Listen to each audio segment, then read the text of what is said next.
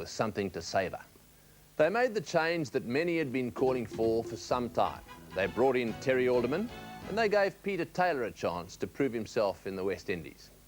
Out went Bruce Reid, who had not looked like the series winner that Australia had hoped for, and the out-of-sorts Stephen Waugh. Andy Roberts has been in control of the preparation of this pitch for the last couple of seasons. Has that made any difference? I think so. It has made a very big difference. Last year against England, it had a lot more life and pace than it had in previous years. Heads. Heads it is. We're going to have a bat first. Okay. I thought you would. It looks pretty good, doesn't it? Yeah, it does look an excellent wicket.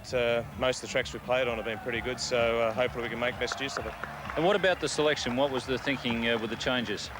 Well, we just had a look at the track yesterday, and we thought that it might take us a spin later on the game. So, basically, we need a spinner to make use of it, and hopefully that's the case. And hopefully the top 6 batsmen can do the job. So, bring Terry Alderman for Bruce Reid, who's been a bit out of sorts on this tour, and hopefully Terry can find some of that old magic.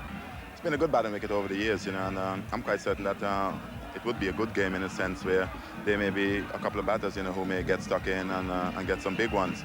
But there's always a little bit of bunks as well too, but it looks a little bit drier than normal. So we only can hope for the best anyway. And a typical Antigua Test atmosphere with the disco, Chickies disco, in the corner of one of the stands, blaring out. And they're blaring out, rally round the West Indies. There's Chicky in the front.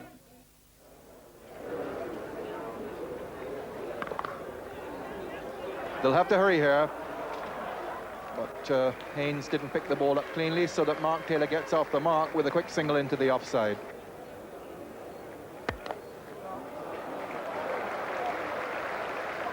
Looks very much to me as if the Australian batsmen have come out in a very positive mood this morning. That's a boundary hitting through the line of the ball by Marsh, moving the score on to 10, but they've looked positive.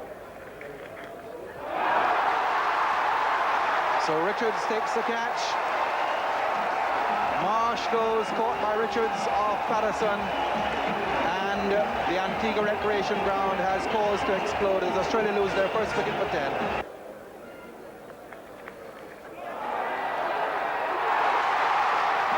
There's an appeal for a catch. He's gone.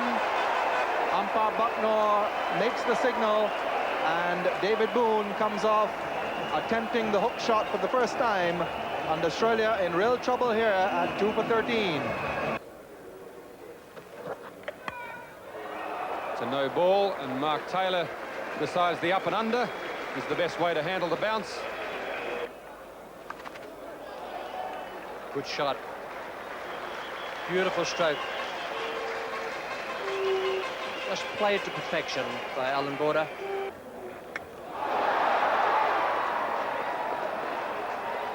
Quite sensible. The first moment of preservation should be for the batsman to protect his stumps. Border had no idea where that had gone once it hit him on the back of the helmet. Well, that's a great shot. Tremendous back foot shot by Mark Taylor, and it goes all the way for 4. Perhaps the shot of the day so far.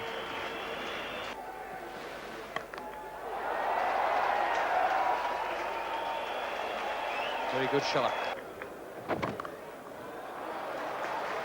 Now it's only 1 run from the 100 partnership and another 50 for Mark Taylor.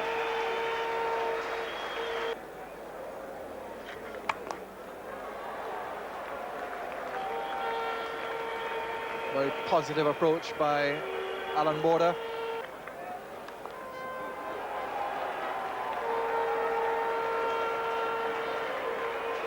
He hasn't missed an opportunity to pull a hook. Alan Border gets his first half century of the series.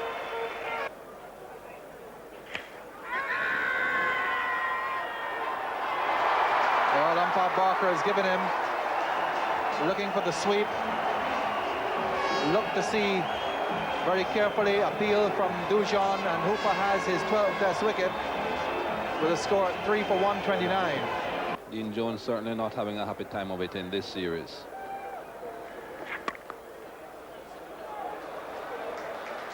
Boundary for Dean Jones.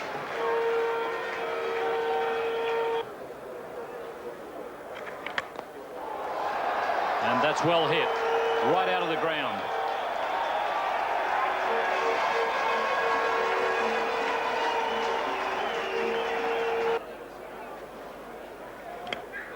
And a big shout from Jeffrey Dujon. And once again, Hooper has got the breakthrough. He got a double breakthrough at the Kensington Oval when he got Jones and Mark Waugh. This time he's got rid of the two left-handers, Mark Taylor and Alan Border. Mark Waugh comes in at the fall of the fourth wicket.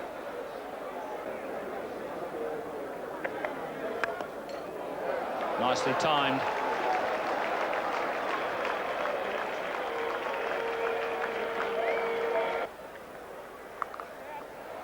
He's timed that one a little bit better.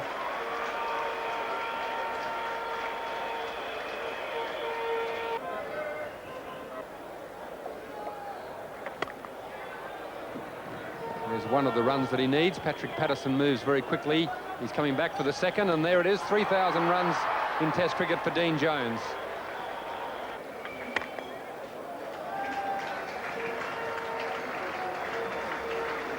And Dean Jones gets his half-century. Very good effort indeed. And Mark Waugh going straight. And it's called six, hitting the sideboard on the full, but the board is in front of the boundary board is in front of the sideboard. Gordon Greenwich is out at mid-wicket, but no chance of stopping that one. And that brings up 50 for Mark Waugh.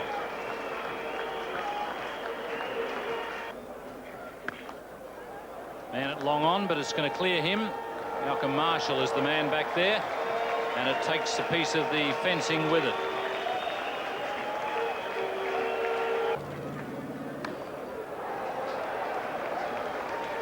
Beautiful cricket. Almost read that before it was bowled. Still, I suppose it wasn't all that hard because Kirtley's bowled 9 bounces on the trot.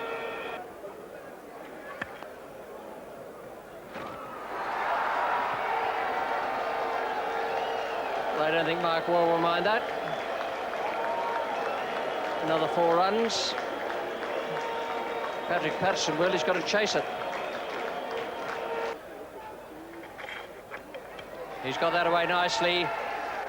And Mark Waugh has become the first Australian ever to hit a Test century on this Antigua ground. He goes now to 102.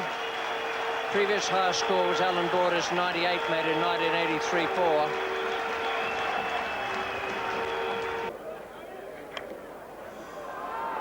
Well, he's got him. Dean Jones leg before wicket. Marshall gets the wicket. And a long partnership between the two of them has ended. Jones leg before, and Australia are 5 for 342.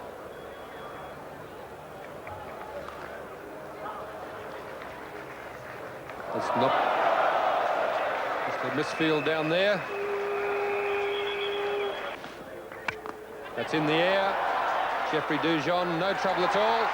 Malcolm Marshall has taken the wicket that he was looking for. Ian Healy attempting to hook. Has got himself into trouble doing it before, and he's done it again. Taylor has striked Curtly Ambrose. And he's there no longer. Curtly Ambrose has got one to go away from Taylor. An outside edge, Dujon takes the catch. And it is 7 for 381. And Curtly Ambrose has got him with the Yorker. So the problems for the Australian tail continue.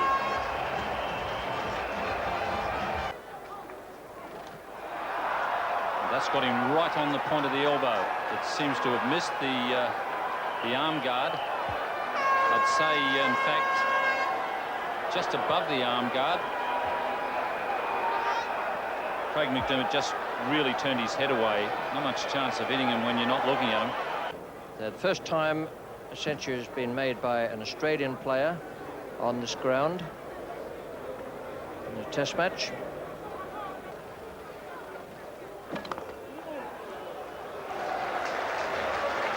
Good shot. Gave himself a bit of room for it. He's got it away off the meat of the bat. Improvisation, they call it.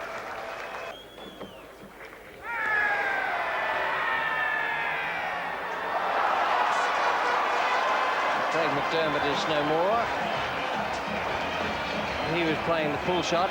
And Australia are 9 for 403.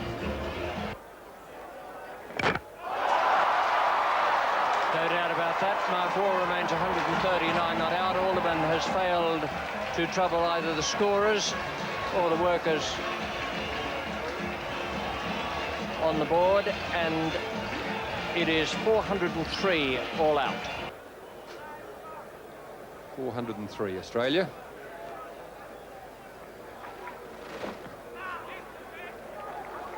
Greenwich opens his and the West Indian account as Merv Hughes comes off the fine leg fence.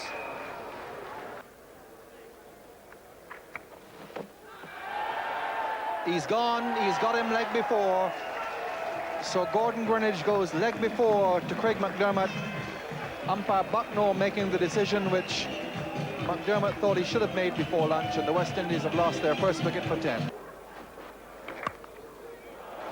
There's no third man, and Haynes very strong in that area. Another boundary for him. Well, he's dragged it on. Really quite a careless shot by Richardson. And Australia have struck twice. McDermott has, and Richardson goes 2 for 22. And that's out. Pad onto bat and then out onto the offside. And Carl Hooper has gone 3 for 35. Oh, dear me.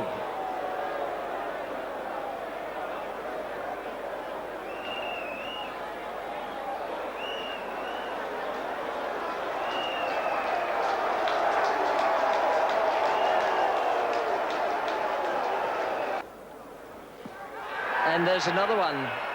Yes, that indeed is gone. That was, I reckon, as plumb as you'll find. McDermott is in there again. He's a big improver, Michael, on this tour. 4 for 46. McDermott now to bowl to Gus Logie. Richards just gone LBW. Merv Hughes down at fine leg. Desmond Haynes on the front foot as well. There's no need to run for that.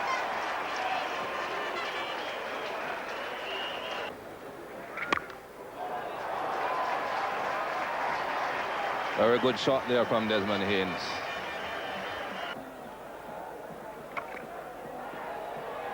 He's gone with him to mid-wicket, trying to go over the top, Gus Logie, and straight into the grasp of the man with the shades.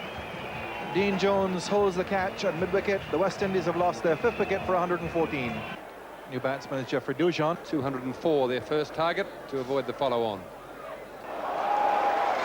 And very elegant too, Dujon, as he gets off the mark with a boundary.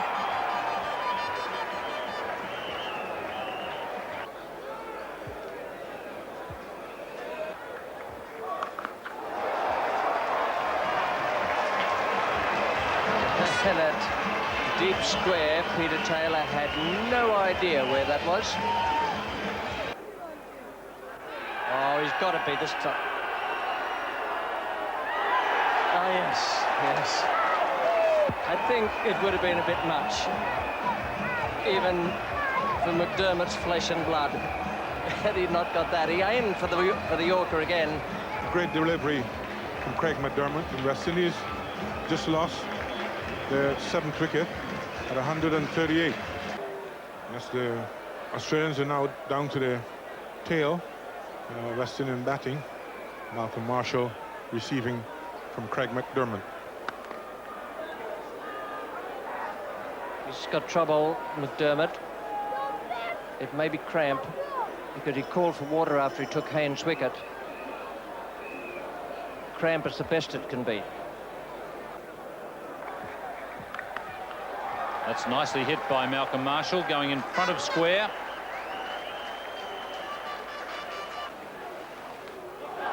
In the air, and once again it's cleared the fence.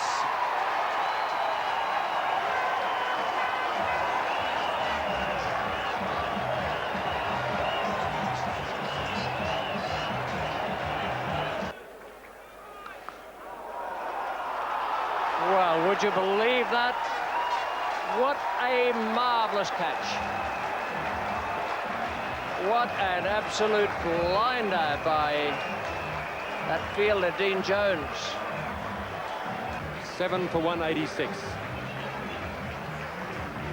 So often Curtly Ambrose has been the stopper for the Australian side. He's come in and made runs a couple of times when they've been in trouble. Once when they were trying to avoid the follow-on in Trinidad.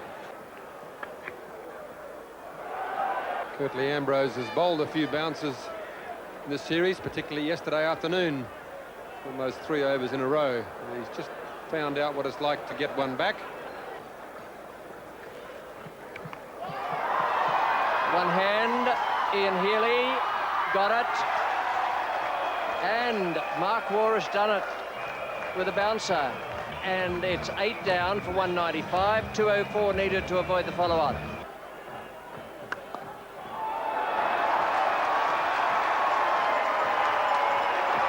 That's a very good straight drive by Courtney Walsh to raise that possibility of a follow-on. It doesn't go quite all the way, mainly because Merv Hughes got a touch onto it. But a superb shot. Good catch. Well taken at second slip. Mark Taylor. That was a good one taken by Mark Taylor at second slip. Merv Hughes angling the ball across Curtly Ambrose. So it's 9 down with the West Indies just having avoided the follow-on. And that's the end of the innings for the West Indies. Merv Hughes picks up his 4th wicket. Patterson bowled. Patterson out for 2, leaves Courtney Walsh 11. And the West Indies all out for 214. Be a little bit concerned about the light here at the moment. That's a good delivery from Curtly Ambrose. And Jeffrey Marsh once again has left the bat out to dry outside off stump. He's got the outside edge and the ball's gone through. Jeffrey Dujon has taken the catch. And Jeffrey Marsh is not very happy about the light. Ian Healy is the new batsman. He has been sent in as the night watchman. Australia 1 for 6, an overall lead of 195. And Healy adds a 4 to it from the first ball. Way down there at deep backward square, but not deep enough. 4 runs. Well, you won't see anything better than that. He is absolutely marvellous, that guy. Not only did he anticipate it and go with the ball, but you could almost say never really looked like dropping it. Ian Healy out for a very positive innings. David Boone is the new batsman, 2 for 49.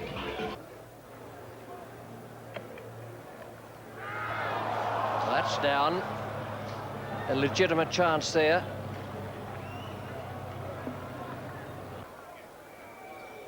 Scores for Mark Taylor in this series: 58 and a duck, 15, 61, 2, 26, 76 and 59, plus what he's got today and what he's got there to add to it. That's the stroke we were talking about last over. He picks up 4 from it, and up comes the 100. It's 2 for 101. That won't be any problem for David Boone.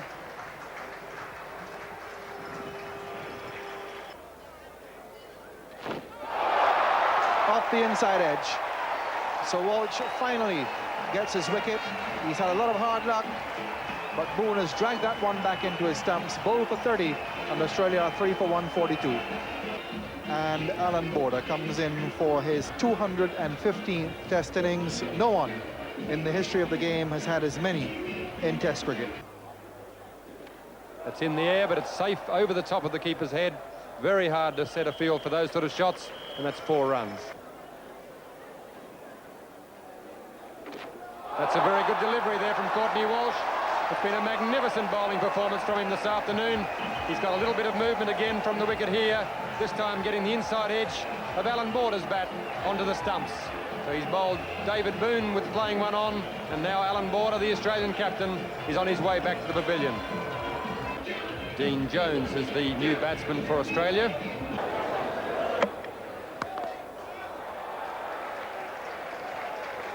It's a good shot from Dean Jones. Wasn't all that bad a ball.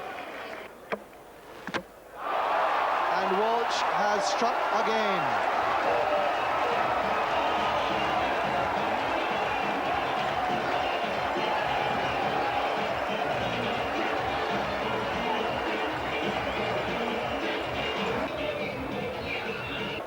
Mark Waugh to face his first ball.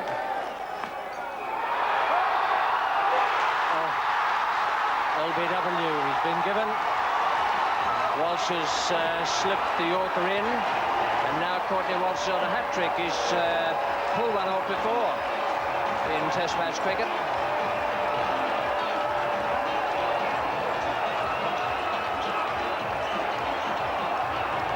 And Australia are 6 for 184. Peter Taylor is the new batsman.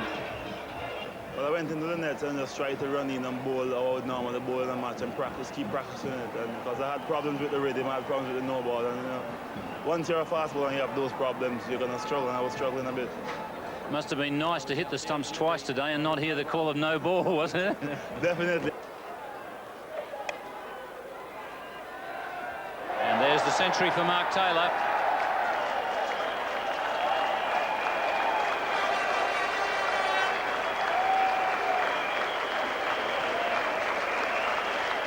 Very good innings for Mark Taylor. He has stood his ground while others have been tumbling around him. That's very close. That's out. Peter Taylor. LBW to Malcolm Marshall. That's his 355th Test wicket. This is his 76th Test match, and he's now equal with Dennis Lillee, who took 355 Test wickets in his 70 Test matches. And Australia's lost their 7th wicket with a score 237. The King Merv Hughes arrived at the crease to replace Peter Taylor. And Merv Hughes is away. And not even Viv Richards can cut it off. He must have got that off the meat. He's got him this time. And that was a very good catch. This stage of the day, stretching away to his left-hand side. Now Taylor has got 144 for Australia's left-hand opener. Congratulations as he goes past Vivian Richards. Straight into his lap. Courtney Walsh has the catch to add to his 4 wickets. And Australia are 9 down for 265. In the air, brilliantly taken. What a brilliant catch by Jeffrey Dujon. Dujon now has taken 250 catches in Test cricket. This is how he took the 250th. That's a brilliant diving left-handed catch. For 454, the lead for Australia. Here is the first ball of this last over of the day. Runs for the West Indies. Alan Border, the fielder.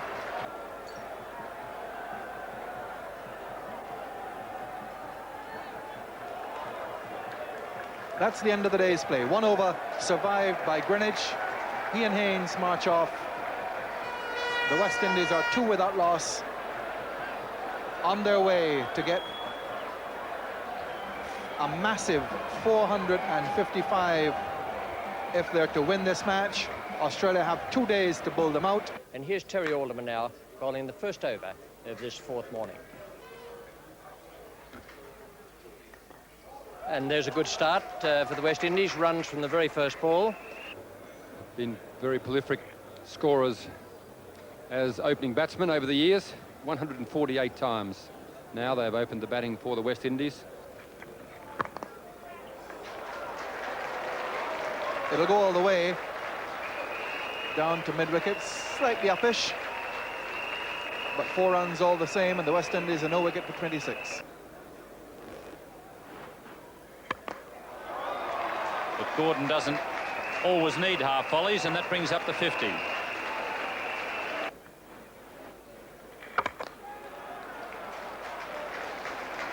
That was a fine shot. It wasn't all that short.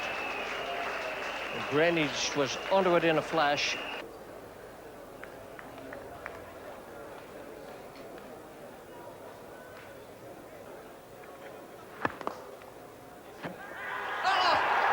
What? Would you believe it? The first wicket goes down. Pure chance or mischance.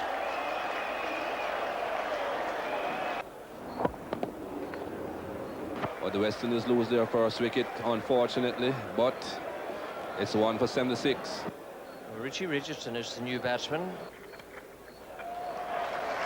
Chase for Merv at St John's Recreation Ground.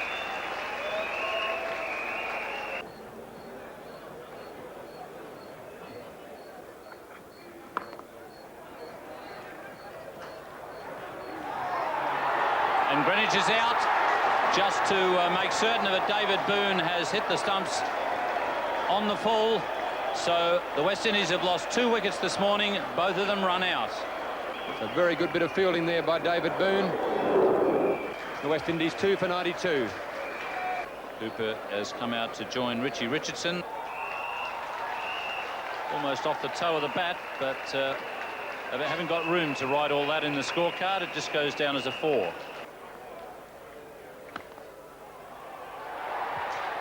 What a brilliant piece of work again. Another super catch by Jones, but low to the ground and away to Dean Jones' left. Oh, that is a super catch. Marvellous piece of fielding. And now Richardson goes, and the West Indies are free for 142. Vivian Richards playing his first ball of what could be his last innings on this ground. And that's another wicket to Alan Border. A very prized wicket of Vivian Richards. That puts Australia well on the road to victory. 4 for 145. Gus Logie is the new batsman coming out to replace his captain, Vivian Richards. So Taylor here just taking over from Alan Border.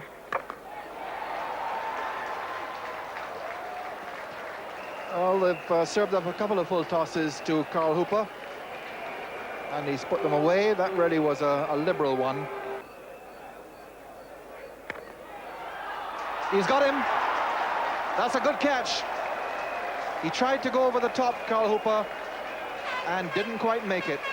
5 for 182. Oh, that's very close, and that's gone. It's a great delivery from Craig McDermott. Cutting back sharply from just outside off stump. Jeffrey Dujon well back on the stumps. Wasn't any hesitation from umpire Lloyd Barker. And that's the 6th wicket to fall in the West Indian second innings. New batsman, Malcolm Marshall. He's there to replace Jeffrey Dujon. That's up in the air, but it's over Peter Taylor's head. He won't be able to stop it going into the boundary. Terry Alderman's come in for a little bit of rough treatment during this game. Just copying a little bit more.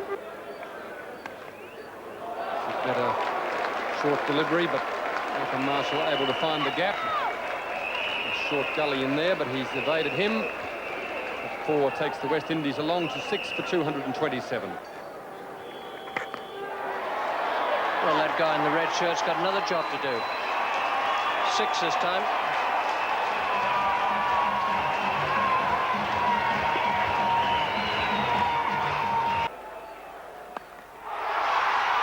It's in the air. And he's put it down, and that could be crucial. He's gone now. Out for 51. Marshall leg before wicket. Murphy gets his first deserving wicket of the day, and the West Indies are 7 for 271. Curtly Ambrose comes on now. Well, that's 3 run-outs. Greenwich, Haynes, and now Ambrose. Logie strands Ambrose, undecided whether to take the single to get the strike. West Indies lose their 8th wicket, 271 for 8. Now then, Courtney Walsh takes the place of Curtly Ambrose. Merv Hughes is the bowler. It's 8 for 271. Oh, what a... Oh, dropped it. He had it. It jarred out, and he grabbed at it again and knocked it away. And that is out. No need to worry. No wonder Merv smiled. He knew it was only delayed action. And Australia 1 wicket away from what will be an excellent victory here in Antigua on this, the 4th day. That is 9 for 271. And Patrick Patterson, the last batsman for the West Indies, comes to the crease. It's over the top, and that's his 50. And that's it, the half century for Gus Logie. That's what he was chasing after. The end of the over. West Indies now 9 for 281. It's another shout, and he's given it, and that's the end of the Test match. Australia has won an historic victory here at the recreation ground at St John's, Antigua. The first time the West Indies have lost a Test match on this ground. Australia has won by 157 runs, so it's a very comprehensive victory for the Australians here. They lost the series in Barbados, but a 2-1 result is certainly more palatable to them. They've played some very positive cricket. They've deserved the result. They had done it. A wonderful victory. A sign that while they were not quite world champions, they were still a force to be reckoned with. And Mark Waugh confirmed that the 90s will be his decade with a wonderful innings in Australia's first innings. Waugh finished up on top of the batting average with 61.17, and just to prove what a versatile cricketer he is, his name was on top of the bowling averages as well. With only 8 wickets, he didn't make anything like the contribution that Craig McDermott and Merv Hughes did, but with the other strike bowlers not featuring, Waugh's contribution was a good one. And the 7 wickets from Captain Alan Border were also invaluable. When you wrap up the series, a few things emerge. Undoubtedly, Australia got the rough end of the umpiring decisions. But Australia had problems of its own making. It needed another bowler to finish with around 20 wickets. Reid was the great hope, but failed to live up to expectations. Alderman didn't play in a test until Antigua. Many times, McDermott broke through the West Indies top order, but when he was tired, there was no one to finish off the batting. And in the bottom half of the order, Gus Logie, Jeffrey Dujon, Curtly Ambrose and Malcolm Marshall would do a quick renovation job, and with the West Indies bowlers running hot most of the time, that was enough. Nowhere was that more obvious than in Barbados. McDermott and Merv Hughes bowled brilliantly, and they actually reduced the West Indies to tatters.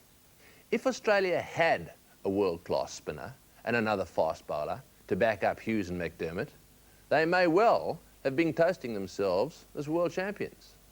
Though the contribution of the tail was negligible and a constant source of irritation, Australia's top-order batsmen, particularly Mark Waugh and Mark Taylor, had matched the West Indies. Border had made consistently solid contributions. Boone and Jones had chipped in from time to time, but whenever the frontline Aussie bowlers had made the breakthrough, they lacked the support to completely demolish and even demoralise the West Indies.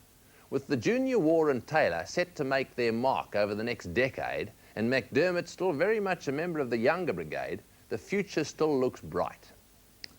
The Frank Worrell Trophy had stayed with the West Indies, but with Richards, Greenwich, Haynes and Marshall, another series closer to retirement, the Calypso greats must know that their grip on it is tenuous. Australia's campaign to win the next series ought to be helped by some much-needed changes to the way the game is played. The West Indies' practice of slowing down the over 8s has to be stamped out. It ought to be a matter of concern also for the ICC that the West Indians couldn't afford to pay the Australians the contracted touring guarantee. And something must also be done about the behaviour of the players. For reasons best known to himself, Desi Haynes stopped smiling and started sulking. Viv, when a player of his stature ought to know better, made gratuitous remarks about Bob Simpson. These winners wanted to be sneerers rather than grinners.